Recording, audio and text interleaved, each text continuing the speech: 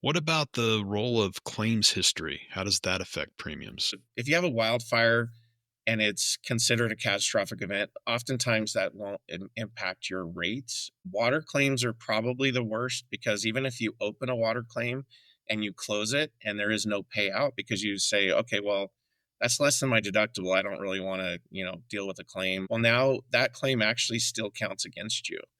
Unlock the secrets to smart home ownership and financial success with Home and Finance Insights. Whether you're a first-time buyer, seasoned homeowner, or real estate professional, this podcast delivers expert information on home financing, insurance, tax strategies, wealth building, and more. Hosted by a mortgage and real estate pro who's been in the game for decades, we interview top industry experts to share actionable insights that help you protect, grow, and maximize your home investment. Welcome to Home and Finance Insights. I'm Kevin Mathews, your host. I'm a licensed mortgage broker with Empire Home Loans, Inc. I've been involved in real estate sales, investing, property management, and home finance since 1985. Today, we'll talk with an expert about home insurance. We'll get answers to questions like why premiums are rising, what coverage we should have, and how claims work. We'll also discuss the impact of the recent wildfires in California and what insurance options are still available to homeowners and potential home buyers. But first, I need to address compliance requirements. My individual NMLS number is 234253, and Empire Home Loans, Inc. NMLS number is 1839243. The information in this podcast is for educational purposes only and should not be considered financial advice. My guest today is Ryan Nuttall, owner of Farmers Insurance in Cameron Park, California. I met Ryan at a small speaking engagement about a year ago, and I was very impressed with his knowledge and ability to share insights in a way I could understand. Hello, Ryan. Welcome to Home and Finance Insights. Thanks, Kevin, for having me. So tell us about yourself. How did you get started in insurance? It goes back to my days in real estate. Actually, I was in real estate when I turned 19, got into flipping houses, started doing a retail business where I was helping consumers buy and sell homes. In 2008, we all know the market got a little challenging, to say the least. So I ended up, out of necessity, finding something that was ancillary to my real estate business, and I found myself in the insurance business. So opened up an insurance business next to my real estate business. That blossomed for 7 years, 8 years. We grew that into a large agency. I ended up selling that agency and I contracted back to Farmers to be a district manager where I was tasked with recruiting and developing new agents, helping them build businesses, basically. So I had a recruiting department that I built. I bring them through a boot camp, teach them how to be an insurance agent, then taught them how to be an insurance agency owner. Fast track 7 years after that, one of my agents decided to retire that I really well respected. He was tied to a lot of real estate agents, kind of grew up with him, learned a lot from him. And when he retired, I decided to step back into building an agency because after 7 years of being, at a district level, I feel like, you start losing what's really going on in the market. So becoming an agent again has put me back into a seat where I'm learning to be more relevant in the insurance industry. It's been 3 years since I bought the agency. We've tripled in size. I have 9 licensed staff, and my job is to educate them to make sure they're experts in the field. So really love it. I'm basically a coach still. You guys do a great job. All my clients have been really happy with your service. Are you ready to jump in? Let's start with the basics because not everyone here owns a home or has needed home insurance. So what is home insurance and why is it necessary? I look at insurance in general, especially home insurance. I feel like it's such a foundational part of our economy. If we didn't have home insurance, banks couldn't loan on homes. Without home insurance, we wouldn't have a real estate market. Home insurance is a pathway to home ownership. It really establishes roots for a family. What types of coverage exist in a home insurance policy? Multiple perils. So perils are your, fire, wind, and wind includes, a tree falling on your house.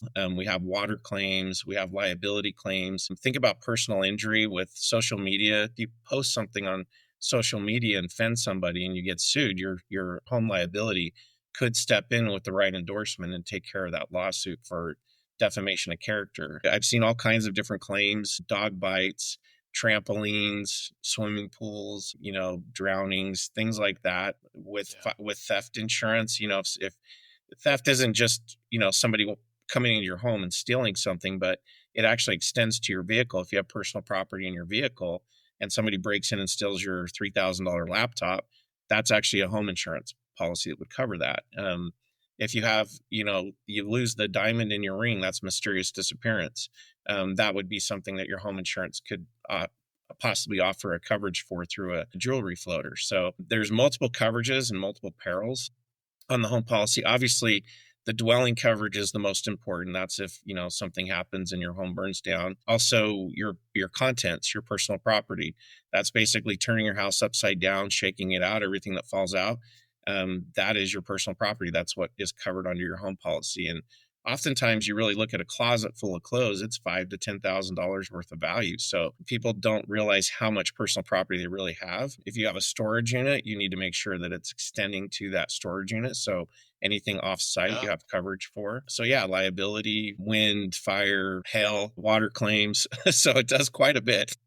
Yeah, it really does. Yeah, I hadn't thought about the storage unit thing, and I have a storage unit, and I don't know if my policy covers that, so I'm going to have to check that. Are there any common misconceptions that homeowners have about insurance? Like, best example I've heard is that everybody thinks that everything is covered. Is that what you run into a lot, or?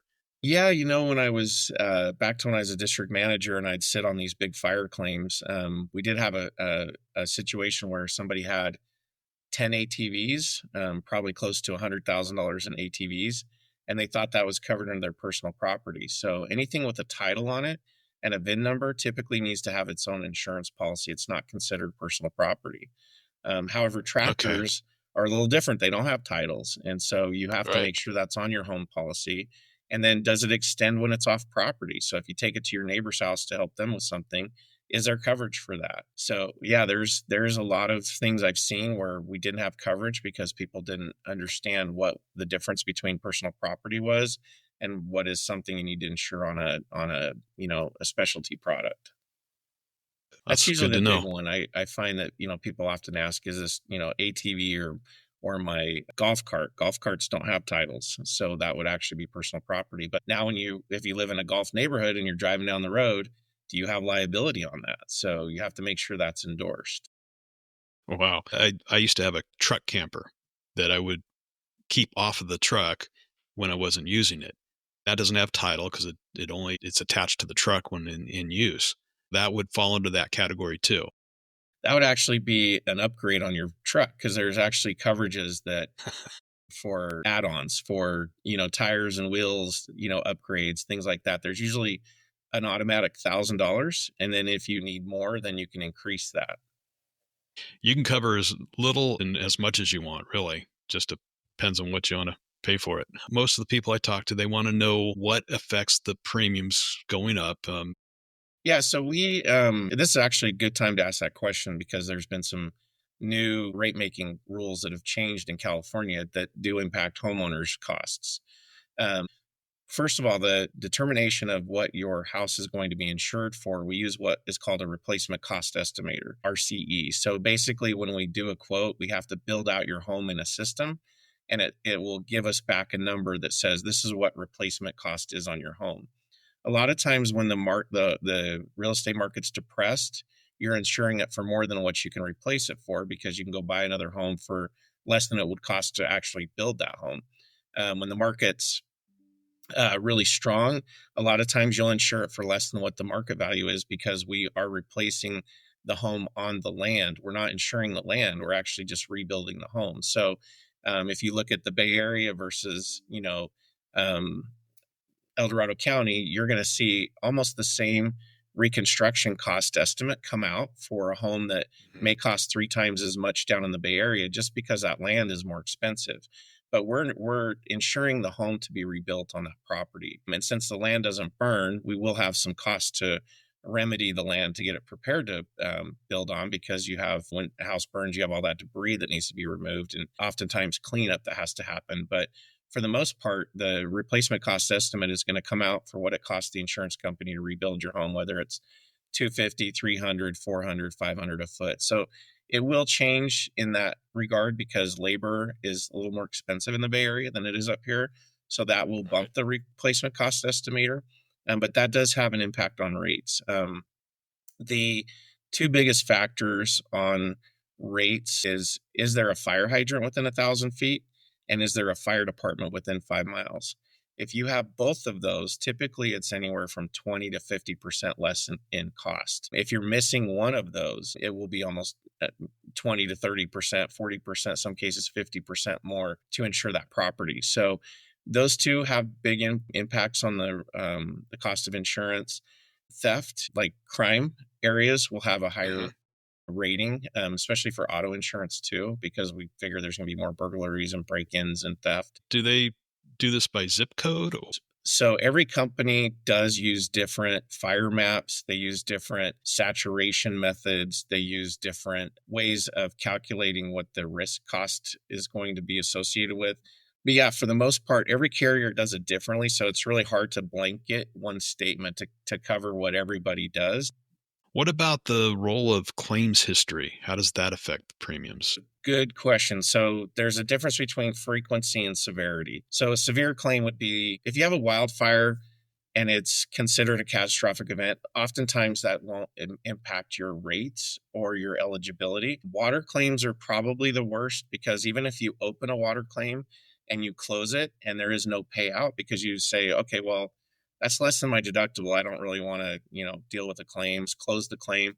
Well, now that claim actually still counts against you.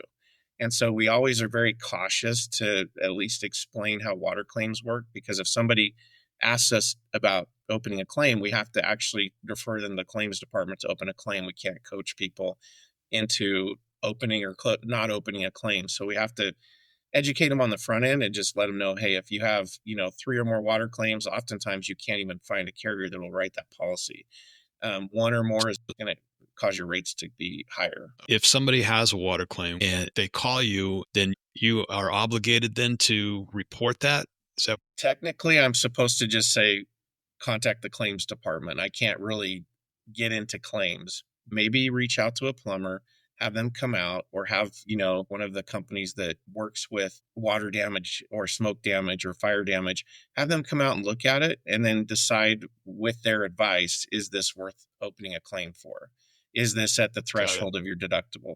So I oftentimes recommend them just having somebody look at it before they open a claim, but I always give them the information for the claims department, let them know, hey, if you have any issues or questions, call me, but I'll probably have to refer you back to the claims department. In California, we have what's called the Fair Claim Practice Act. And so Department of Insurance regulates claims handling and how we handle those. So if you send an email to a claims department, they're going to open a claim. If you contact an insurance agent and say, hey, what should I do?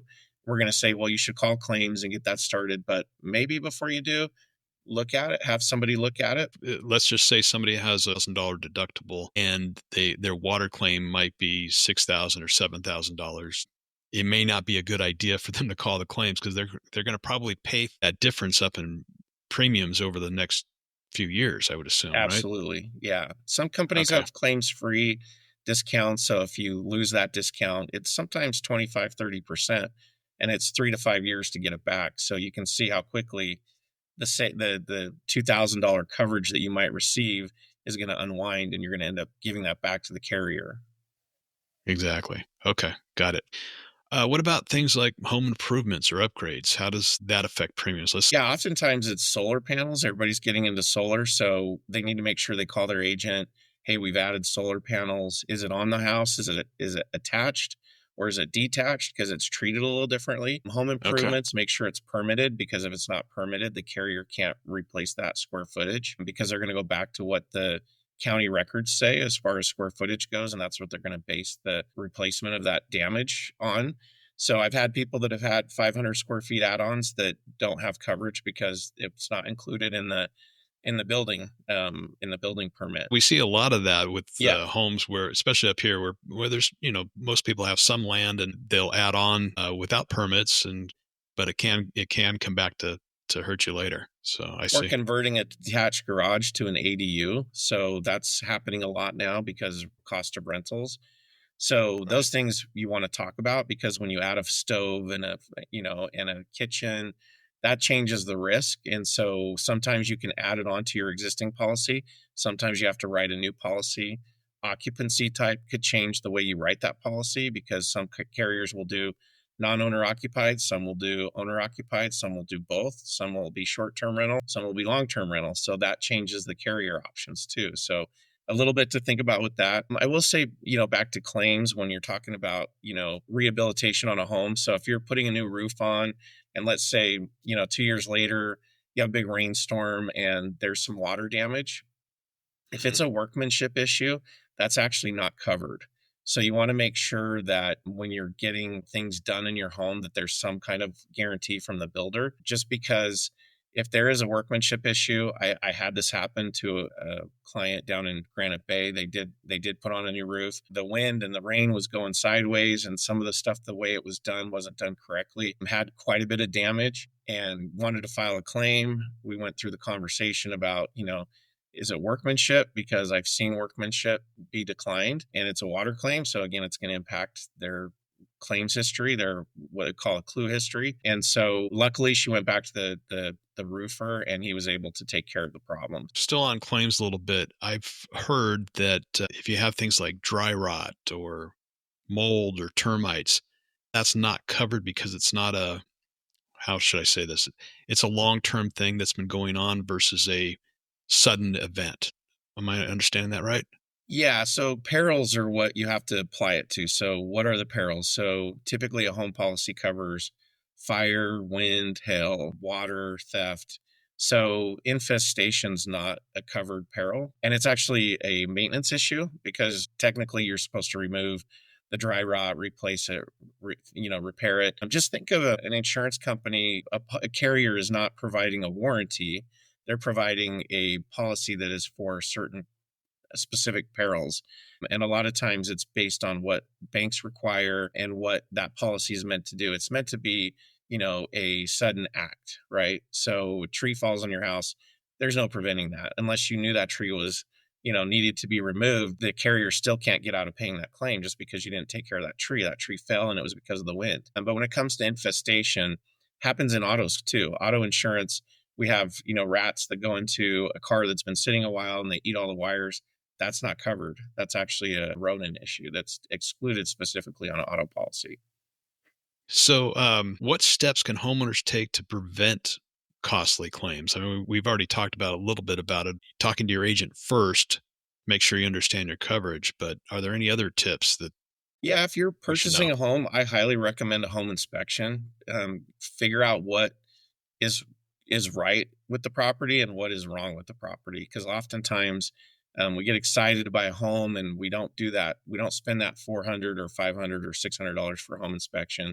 So as a new homeowner, definitely it's not going to change your mind about buying a home, but it's definitely something you need to figure out what the deferred maintenance is on the home. And then when it comes to water heaters, oftentimes we find water heaters rust out and people don't know that they're rusting out. And then all of a sudden the water heater just kind of implodes and everything, the water just goes everywhere.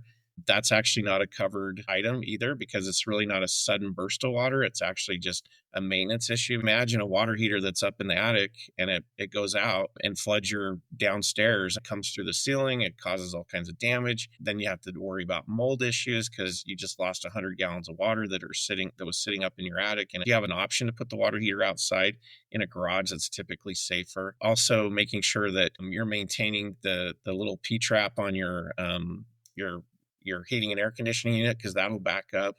You'll start getting water condensation. Then you start getting into mold, and mold is not fun to deal with. So things like that, just maintaining your property. The deferred maintenance isn't going to be something that typically an insurance company is going to take care of for you. On one of the quotes that you provided for me recently for a client of mine, there was a sensor program that you guys have. How does that work? Yeah, so homes are getting older. Pipes in the house are getting older. Insurance companies are now either starting to limit water loss coverage, or they're requiring a mitigation device. So we typically recommend Mow and Flow. It's an automatic leak detection device that shuts your water off in the event that it detects a water leak, which is great. They're about $700 and they're about $700 to install. But on vacation, we oftentimes see people leave for, a week or 10 days. And that's typically when we have a water claim. And if it starts upstairs, it gets really ugly downstairs. So this device, it goes on the main line coming into the home. It's hooked up to Wi-Fi. What it'll do is anytime it detects a leak, it'll shut off the main, and then you just go hit the button and it'll turn it back on. But we've installed probably over 6,000 in California in the last year just from putting that into our underwriting process. Now, you do have an option to go with a high deductible for water if you don't want to put a mitigation device in there, but I have found people are actually appreciating it. There's other devices too that are coming out that some carriers require. One is called Ting, and it'll actually do the same thing with your electricity. It'll actually detect a spark in your wall, and it'll shut the main breaker off, so you don't have to worry about a fire in the wall. So as houses are getting older, they're trying to figure out things that they can do to try to mitigate the risk exposure, which will hopefully flatten insurance rates, or we won't see the big rate hikes we've seen. Yeah, that makes sense. Let's say somebody does have a claim. How should a homeowner properly document their belongings? How are they going to prove that they have this personal property? What I recommend is keep a video of your inventory. Just do a quick video of everything that you have in your home, and it'll be on your phone. It'll be on your cloud.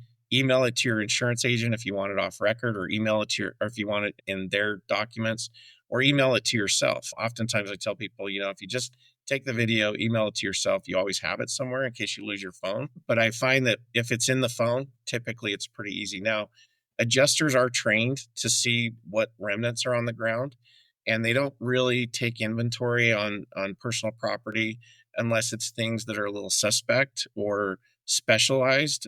Okay. But yeah, just video is the best way to record. Video is great for adjusters. Yeah. Because they don't want to necessarily say no to paying your claim, but they have to find reasons to say yes a lot of times. So if you're asking for something that, again, back to the Fair Claims Settlement Practice Act, they have to treat everybody equally. If they pay something that they pay for one person and not the other, it opens up a claims audit and it opens up a potential class action lawsuit. So that's why carriers have to document everything they do in claims and make sure it's justified what they do. Great. Let's talk about first-time home buyers, because typically these are people that they probably used a lot of their savings for the down payment and closing costs, and they want to be covered, but if something happens, they may not have the money to pay a high deductible. So what should they look for in a policy? First, figure out what deductible options are for each peril. Like I said, you could have a split water deductible. So you could have a higher deductible for water and a lower for fire. You can play around with the deductibles a little bit to save money. But again, back to what you were saying, once you're a first-time home buyer and you're exhausting your savings, you don't want to have a huge deductible that you can't pay in the event of a loss. So definitely balancing that out. You can tailor some policies a little bit more.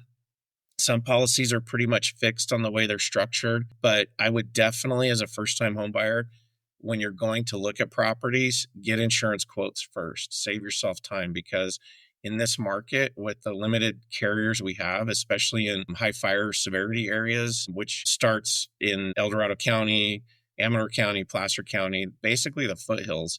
If you're looking at foothill properties, definitely get insurance quotes before you go look at them, because the variations can be anywhere from 30 to 50% difference for the same size, same replacement cost home, depending on the fire hydrant, fire department, fire line scores. So definitely shop for insurance before you go fall in love with that home, because talking to your lender, you may find that falls outside your debt ratios, and it might just not be a comfortable place to be trying to afford that payment with that insurance. I help my clients shop for insurance when they're purchasing a home, as you know, and if they don't have somebody already. Just one recently that I emailed you, actually, and client's going with you for the insurance. We were surprised because they did not need Cal Fair Plan. They went and shopped some other agencies, and they were told that they had to get Cal Fair Plan by another agent. How is that possible? Does that just mean the agent doesn't have insurance that'll cover that, so they just refer them to Cal Fair Plan? Yeah. So the benefit of being a farmer's agent is I'm a captive agent, but I'm also a broker. So farmers gets first right refusal. So we run everything through farmers. Um, Farmers bases a lot of their underwriting decisions based on saturation. What, do we have a lot of homes in that area insured? Are we getting overexposed for wildfire instance issues, things like that. So at the end of the day, I have farmers products, but then I also have the products of all the brokers. And so when you talk to a broker, if they don't have access to a captive product, you might not see all the options you have. So that's kind of the best scenario for me, is that we do oftentimes have a policy we can write. I just wrote one in downtown Volcano. Volcano is way up in Amador County. Yeah, I by just wrote a Jackson. commercial building in Pine Grove with farmers. But if Okay. if farmers can't write the fire policy, then we're often writing a farmer's wraparound or difference in conditions, and then we're adding the fair plan to that. So, but also conditions. We have to be sensitive to conditions because farmers doesn't take everything. We have acceptable maintenance conditions that we have to adhere to. There's certain claims, that situations that make it ineligible. So we just have to go to our brokerage options that we have when that happens. Okay. So they need to shop around. If they're told Cal Fair Plan by one carrier, that may not be the case. Yep. If they do some research. Now, if 5 or 6 carriers are telling them the same thing, and they're well-known names like Farmers or Allstate or whatever, then they're pretty sure that they do have to go to Cal Fair Plan. Yeah, there's direct markets. So like AAA is a direct market, meaning you buy directly from the company. USAA is a direct market. So those are products that an agent or a broker doesn't have access to. Then there's the captive products, which is, Farmers and State Farm and Allstate. That means we have product that brokers don't have access to. Then some companies, like with State Farm, you can't broker. And with Allstate and Farmers, you can broker. So it's, and then brokers have their brokered products, which we have access to as well. So yeah, definitely look at the direct carriers, look at a broker. Got it. Okay. This sounds like lending. I mean, there's so many different ways to get a loan. It's the same kind of thing. Exactly. So many different companies. Yeah, I get it.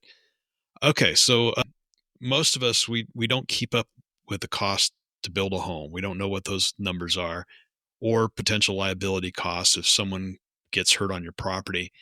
So how do we know if we're underinsured or overinsured? Is there like a formula or a place we can look that up? How does it work? So I don't believe in overinsurance, but I'm also insurance poor because I buy everything. I'm risk adverse, right? So Yep. I would worry more about being underinsured. Umbrella policies are great to match assets. So I'm in the financial service side too. So oftentimes I'm asking people about their assets. And when I look at their assets, if their liability doesn't meet their assets, we have a gap. So liability is the big one. Oftentimes people, I know we're talking about fire insurance, but with car insurance, I look at car policies. And oftentimes I wouldn't back out of my driveway with the insurance that they're driving with for liability. The average liability claims are really high in auto insurance. A lot of times they exceed policy limits. But if you don't have enough liability insurance, you can't file bankruptcy against that claimant that's coming after you to take your stuff. They can actually garnish your wage. They can file liens against you, and they last for 30 years. So liability is the most important part of your household. So umbrella, auto, home liability, those all have to be in alignment. I've seen life insurance claims where somebody was in a car accident. They didn't make it out of the car accident. The life insurance on that person went to the other family because their auto insurance wasn't enough to cover that cost, or that other person that was injured in the other vehicle. Because I'm assuming then the person that died caused the accident. Yeah, exactly. Or was it found at fault? Yeah. And so the judge decided, hey, well, you have this $300,000 life insurance policy in this estate. We're going to award that to the other families. I just had one that was a recent dog bite that was a $20 million claim. I can give you a lot of claim stories, and it's, change in lifestyle, and so liability is your biggest one. If you think about auto and home insurance, like let's say you're $50,000 short on rebuild or personal property, that's not going to change your life. That's going to hurt. But when it comes to liability, that's where it'll change your life. That's where you can lose everything. So, and again, you can't file bankruptcy. I had a client whose son was in an accident and it was his fault. He hit somebody. There was a lien on him. He could never buy a house until that lien was satisfied. He could never get a job without them garnishing his wages. It was bad. He ended up committing suicide after he was 40 years old because he could never, and he was 19 when he got in his car accident. And it was because he could never get back on his feet. He never had a second chance. So it was really sad. Yeah, that is. Yeah. So if somebody is concerned, what they need to do is talk to their agent. Yeah, and absolutely. make sure that they're covered. Okay. Well, now let's dig into the elephant in the room: the fire insurance and the Cal Fair plan. Obviously, with the recent wildfires in LA, the one in Paradise, the ones near us, how has that impacted home insurance in California? First, the biggest thing is reinsurance. A lot of consumers don't understand what reinsurance is, and reinsurance has a huge role in cost of insurance, eligibility for insurance, the ability for carriers to come in and offer insurance. So reinsurance is insurance for insurance companies. They're global companies. It's a pool of money that's being paid into these reinsurance carriers, and these reinsurance carriers respond to catastrophic events like hurricanes, wildfires. But remember, because they're global, they're selling it to multiple countries, multiple carriers. Let's talk about Fair Plan, because Fair Plan does have reinsurance. Farmers has reinsurance. Allstate has reinsurance. Every company buys. Can I stop you there? Yeah. Real quick. I want to make sure everybody understands what Fair Plan is too. Okay. Yes. So the California Fair Plan is an association that was established in '68, and basically everybody that is an admitted carrier in California, so there's admitted and non-admitted. Admitted are part of the association. They're regulated by Department of Insurance. They're the big names. They're the Farmers, Allstate, State Farm, AAA, Geico, Progressive. There's a lot of admitted carriers in California, but in order to be considered admitted, you have to be part of the association. The association is the California Fair Plan.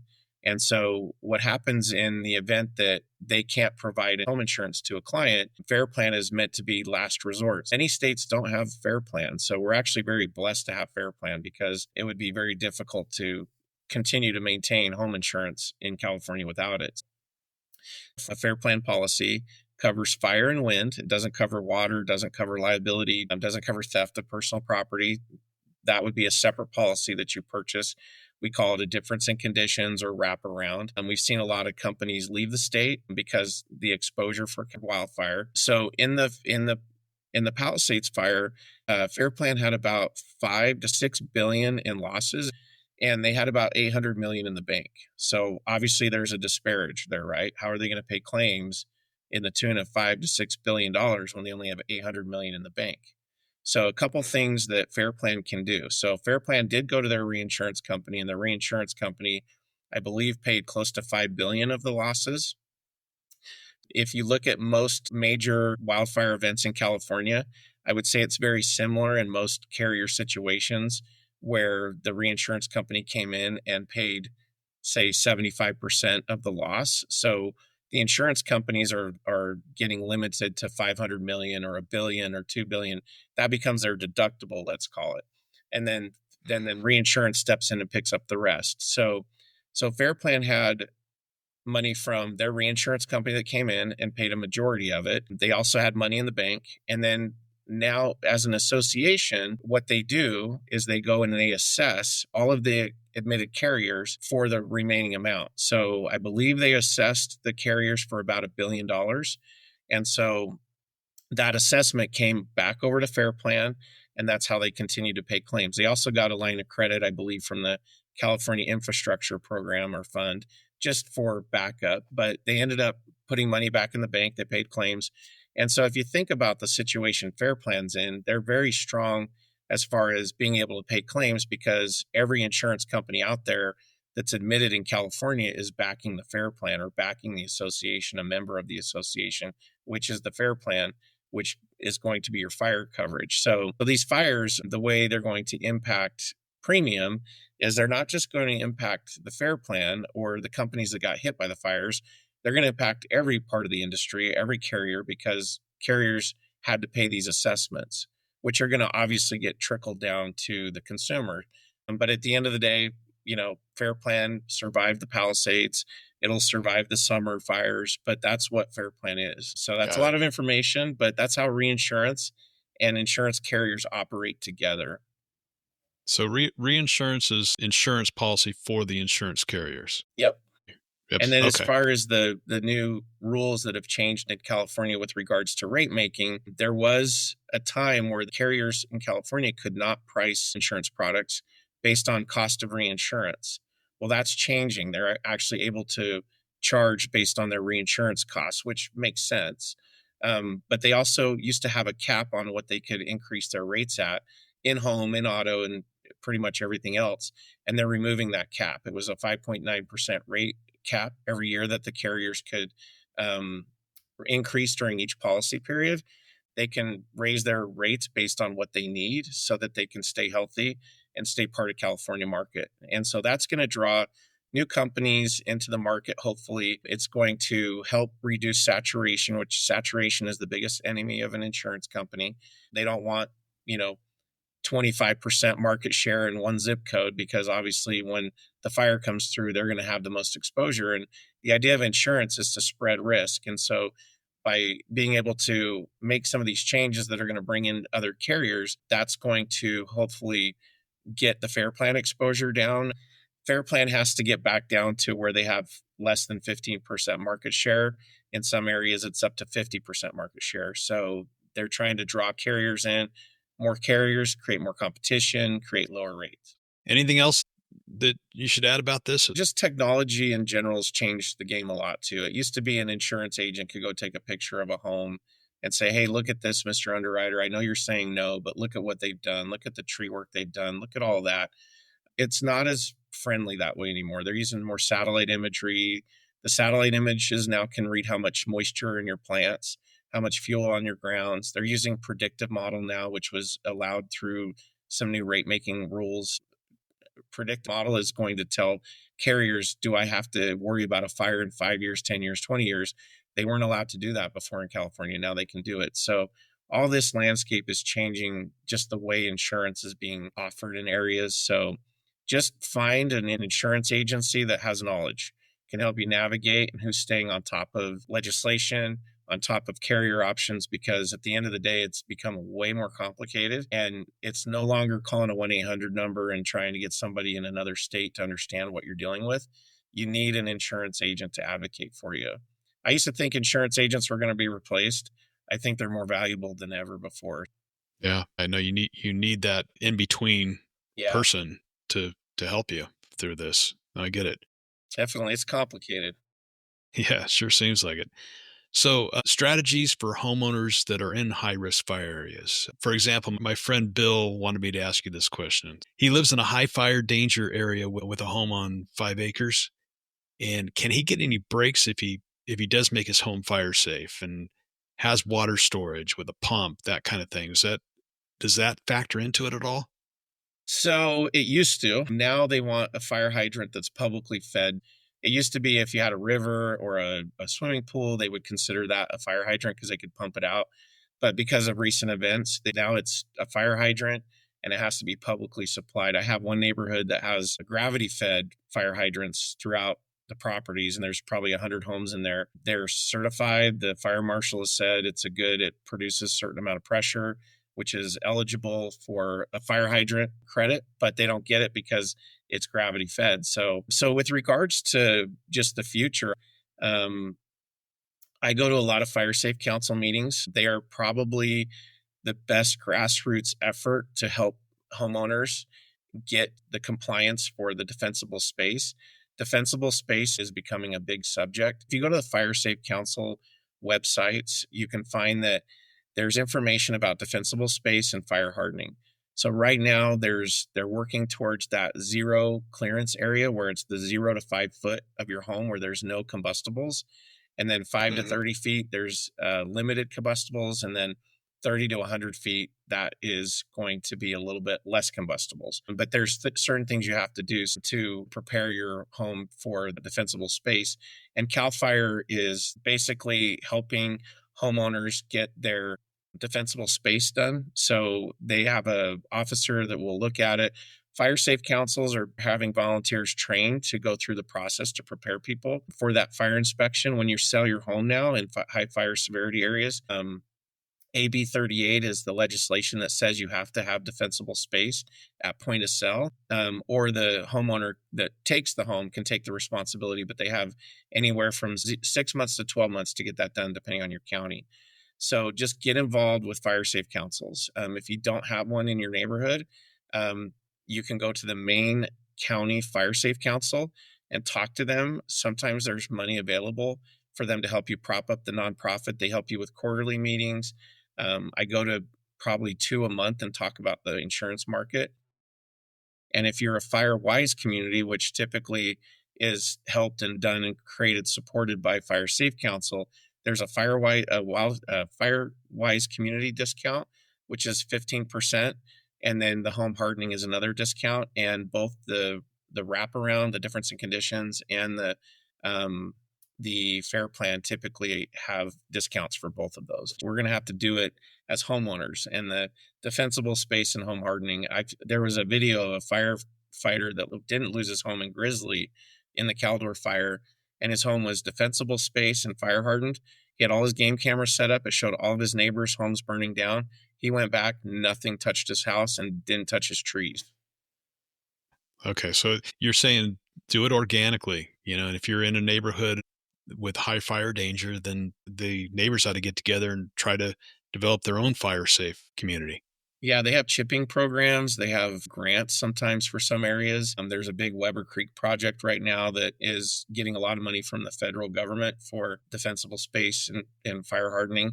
So just get involved because there's so much information and it's moving so fast and developing so fast. But legislation is not going to fix our problem. It's us fixing our problem, which is getting our properties where they need to be and using the science to apply to our properties and getting them to where they're fire resistant. So would any of these things that you're talking about, would they have helped with the Palisades fire? So that was a different fire. The winds didn't allow the planes to get up. There was issues with obviously the water. There was so much demand on the system and the houses were so close together and the fire burned so quickly. It was almost near impossible because it was so condensed in such a small area with a lot of homes. This is more of the rural areas where you can actually see a fire scar burn around a home that has defensible space. And that's the idea, is trying to get these rural communities. We're still going to have things like Palisades, but I mean, you look at it and there's, what could you have done to prevent it? You can't control the weather. The demand on those fire hydrants were huge. So it's hard to say on that situation. All right, well, let's talk about the claims process. When something happens after damage occurs, what's the first thing that they should do?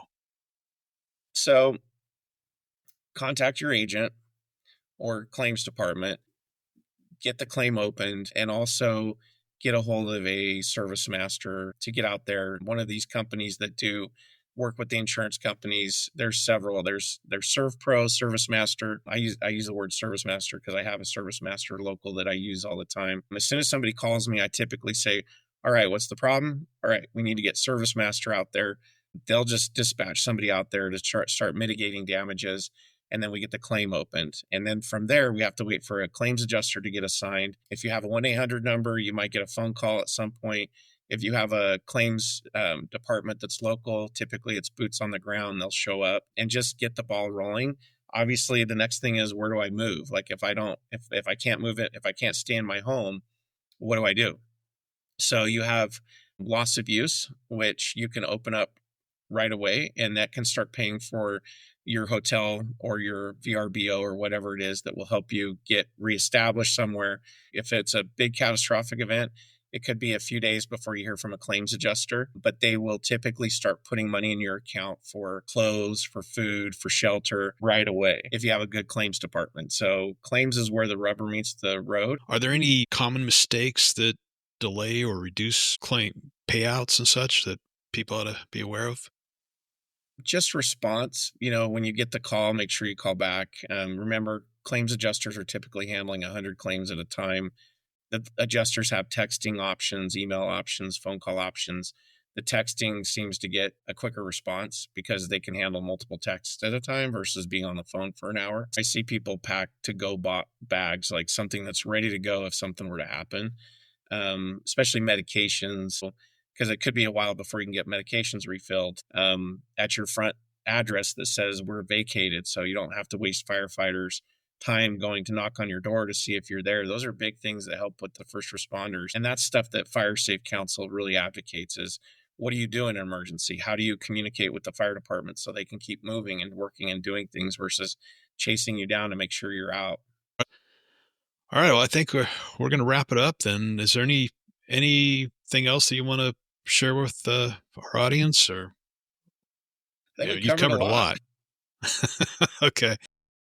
I think you need, in this environment, you need an advocate to help you navigate the conversations and, just the products, and making sure that, you're not spending money where insurance isn't needed and you're spending money where insurance is needed. Because the idea of insurance is to transfer risk, and you want to transfer the catastrophic risk and you want to take on the low end risk.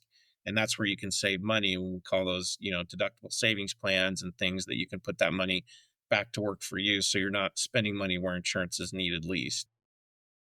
Got it. Thank you, Ryan, for the education. We've all learned a lot from this. I'm grateful that you took the time to be here. We'll see you next time. Thanks. Bye-bye. Let's summarize what we just discussed. The right home insurance is essential for financial security. It's a safety net that can protect your assets. Understand your coverage for dwelling, contents, and liability. Review your policy with your insurance agent before you suffer a loss. Video your home contents and personal property. This will be invaluable in case you need it for a future claim. If you have a relatively minor loss, such as water damage, research and ensure the repair cost is adequately covered before you call the claims department. Even if you withdraw the claim, the fact that you inquired about it can still count as a claim, which can increase your future premiums. Prevent costly claims with new technology, such as water leak and electrical fire sensors.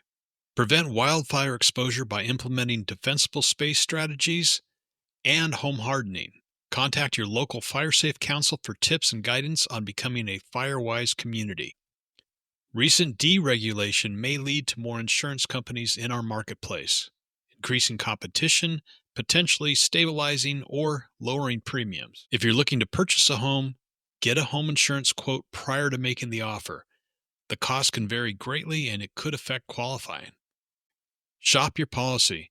You may not need the CalFare plan.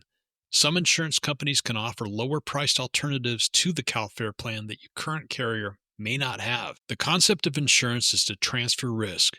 You want to transfer catastrophic risk and take on the low-end risk. Your insurance agent should be your advocate to help you navigate your coverages. If you've enjoyed this interview with Ryan, please like this video and leave a comment or suggestions. Subscribe and never miss out on future episodes for valuable insights from industry experts.